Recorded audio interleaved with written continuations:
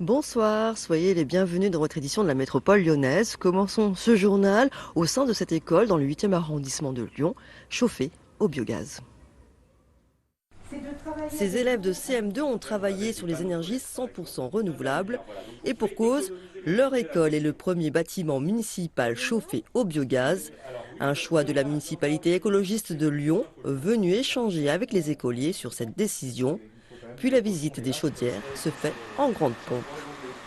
La fumée, si vous regardez en sortant de l'école les tuyaux qui doivent sortir sur le toit de l'école, vous verrez, elle est toute blanche. Hein, la fumée, elle est quand même très très propre parce que là, les chaudières au gaz, ça brûle de façon très très propre. Il n'y a pas de suie, il n'y a pas de fumée noire.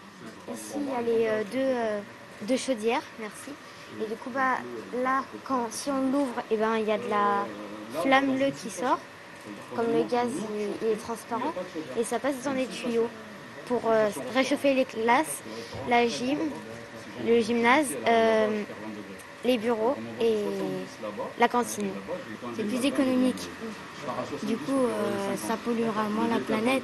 Pour protéger la planète et limiter les recours aux énergies fossiles, la ville de Lyon a décidé de chauffer en biogaz près de 40 bâtiments municipaux, comme par exemple la Maison de la Danse ou encore le Musée des Beaux-Arts. Le biogaz, c'est un gaz qui est renouvelable. C'est-à-dire qu'il n'est pas fossile, il n'est pas issu d'une extraction sous-marine ou souterraine. Hein.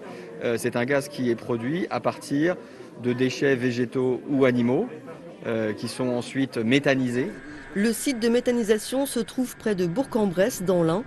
2 agriculteurs se sont associés pour produire du biogaz.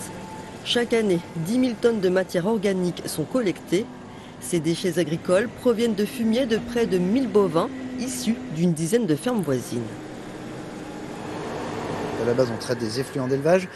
Et en complément, moi et Ludovic, on produit des cultures intermédiaires, c'est-à-dire qu'entre nos cultures de vente, nous mettons des intercultures et ces intercultures nous permettent d'apporter de la matière pour traiter, pour compléter nos effluents, pour produire notre gaz. Les déchets agricoles sont traités puis injectés dans le réseau de GRDF. Bien que 20% plus cher que le gaz naturel, de plus en plus de consommateurs optent pour le biogaz français.